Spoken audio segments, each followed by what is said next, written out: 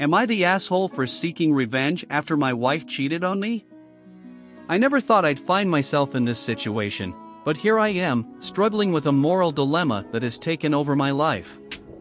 My wife, Sarah, and I were seemingly happily married for 8 years, with 2 beautiful children and a home filled with cherished memories. That is, until I discovered her infidelity, and now I'm torn between seeking revenge and doing what's morally right. It all started when I found a series of suspicious text messages on Sarah's phone. At first, I hesitated to invade her privacy, but my gut feeling was too strong to ignore. To my dismay, the messages revealed that she'd been having an affair with a co-worker, Mark, for over a year. The discovery shattered my world, leaving me feeling betrayed, humiliated, and heartbroken. I confronted Sarah, and she didn't deny it. She confessed to the affair, saying she was unhappy in our marriage and that Mark made her feel alive again. The hurt and anger I felt were indescribable, but what she did next left me even more stunned. Sarah told me she wanted a divorce, but on her terms. She insisted on keeping the house and primary custody of our children, claiming that her happiness was more important than anything else. I was appalled by her audacity, given that her actions had torn our family apart. In the following weeks, we went through a grueling legal battle. Sarah hired an aggressive lawyer who demanded alimony and a large share of our assets. Her behavior infuriated me, as it seemed she was trying to profit from her affair and the subsequent divorce. That's when I began to plot my revenge. I dug into her affair with Mark, collecting evidence of their relationship, including photos and messages. I knew it was wrong, but I couldn't stand the thought of her coming out of this unscathed, especially when she was the one who had cheated. As the divorce proceedings continued, I anonymously sent the evidence to her lawyer, thinking it would undermine her credibility and perhaps lead to a more equitable settlement.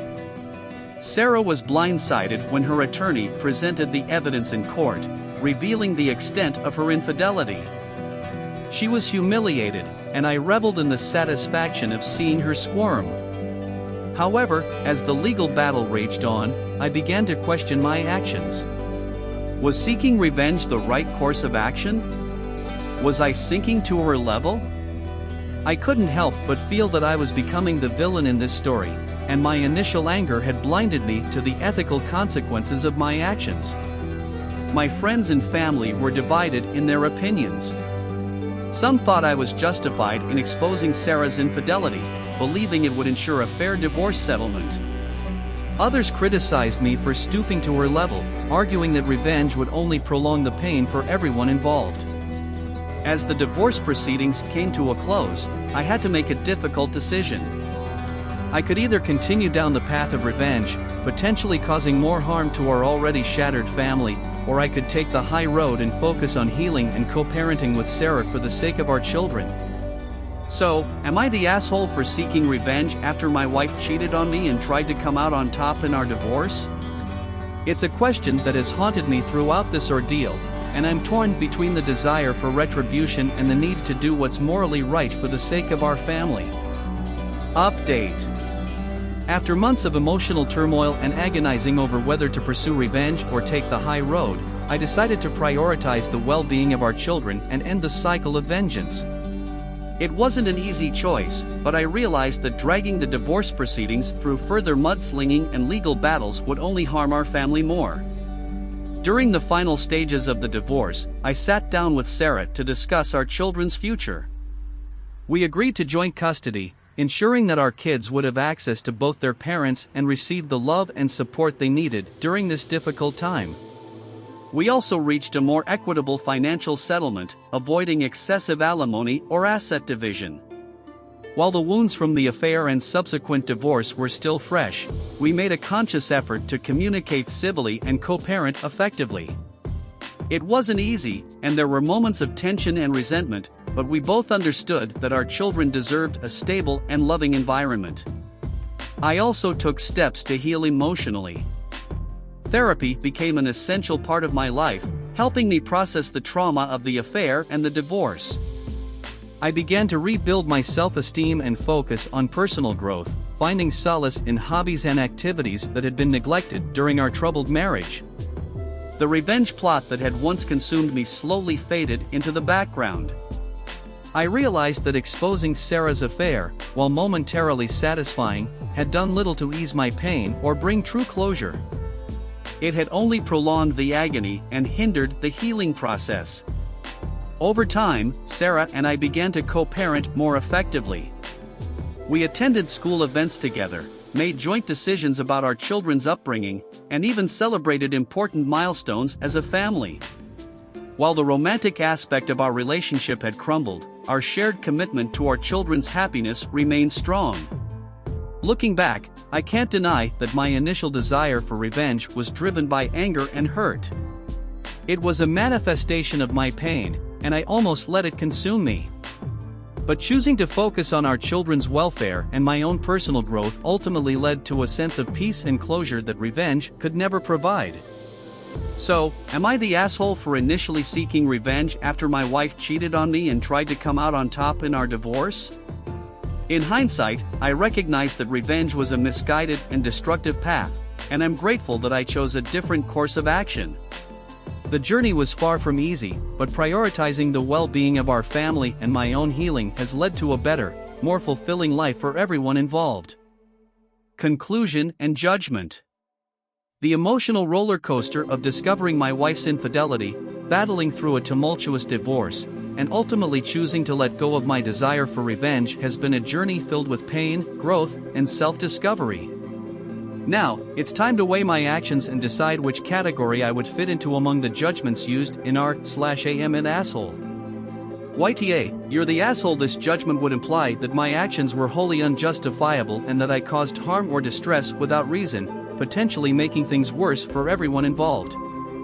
YWBTA, you would be the asshole. This suggests that while my initial desire for revenge was misguided, I ultimately made the right decision by choosing not to pursue it further. NTA, not the asshole. If I'm deemed not the asshole, it means my actions were justified, necessary, and morally right, considering the circumstances, and I handled the situation appropriately. YWNBTA, you would not be the asshole. This implies that my actions were morally sound, given the circumstances, and I made the right choices throughout the ordeal. ESH, everyone sucks here. This judgment implies that both parties involved share responsibility for the situation's negative outcomes. NAH, no assholes here. This suggests that there was no right or wrong answer, and the situation was complex with no clear villain or victim. Upon reflection, it's important to acknowledge that this situation is a complex and emotionally charged one. The judgment can vary depending on individual perspectives, and some may view my actions differently than others. At the outset, when I discovered my wife's infidelity, my immediate reaction was driven by anger, betrayal, and a sense of humiliation. Her actions, cheating on me with a co-worker and then seeking to gain an upper hand in the divorce, felt deeply unjust. My initial desire for revenge was rooted in a need to right this perceived wrong and protect my interests. However, as the story unfolded and the divorce proceedings continued, I realized that revenge was a path fraught with moral ambiguity and negative consequences. Exposing Sarah's affair, while momentarily satisfying, did not lead to the closure I had hoped for. Instead, it prolonged the pain and turmoil for everyone involved, including our children. In the end, I made a conscious choice to prioritize the well-being of our family, especially our children, over my desire for revenge. I opted for a more amicable divorce, focusing on co-parenting effectively and seeking personal growth and healing. Taking this into account, I would argue that I would fall into the category of YWBTA, you would be the asshole, if I had continued down the path of revenge. While my initial feelings of anger and hurt were understandable, allowing those emotions to drive me toward a vengeful course of action would have been morally questionable. It would have caused further harm and suffering to all parties involved, including our children. However, by choosing to let go of my desire for revenge and prioritizing the well-being of our family, I moved toward a more positive and constructive resolution. While I cannot claim to be entirely without fault, I believe my ultimate choice to focus on healing, co-parenting, and personal growth was the right one. In the world of r/am asshole, judgments are often subjective and context dependent. This story serves as a reminder that navigating complex and emotionally charged situations can be challenging, and the right course of action may not always be immediately apparent. It's essential to consider the long-term consequences of our choices and prioritize the well-being of those affected, especially when children are involved. Then, this is the end of the video. See you next time. Thank you.